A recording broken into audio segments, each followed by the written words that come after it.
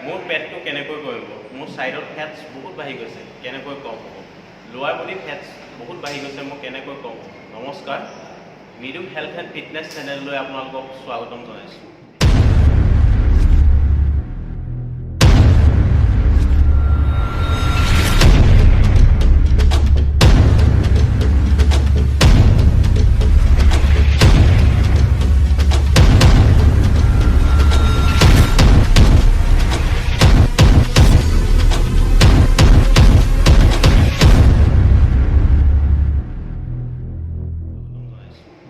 আজি মই আপোনালোকক জনাম নিৰ্দিষ্ট এটা অংশ টাৰ্গেট কৰি এক্সাৰচাইজ কৰিলে আমি ফেটছ কম কৰিব পাৰিম নে নোৱাৰিম। ধৰি ল'লোঁ মোৰ এবডমিনেলত বহুত ফেটছ আছে, মই কেনেকৈ কম কৰিম।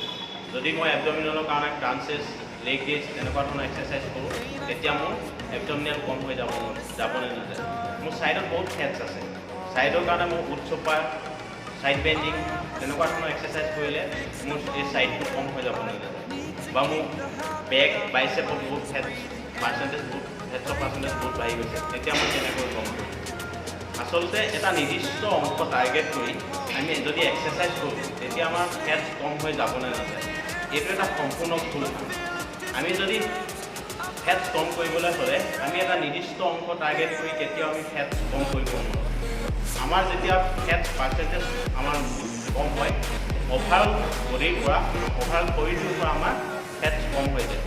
ছাপ'জ মোৰ আজিৰ ডেটত ফেটছৰ পাৰ্চেণ্টেজ 20 হয়, যদি মই আকৌ এমাহৰ পিছত BMI টেষ্ট কৰি যদি মই চাওঁ, মোৰ বডি পাৰ্চেণ্টেজ, ফেটছৰ বডি পাৰ্চেণ্টেজ 15লৈ আহে, তেতিয়া মোৰ এই যে 5% ফেটছ কম হ'ল, ক'ৰ পৰা কম হ'ল, মোৰ অকল এবডমিনৰ পৰা কম হ'ল, এইটো কেতিয়াও সম্ভৱ নহয়।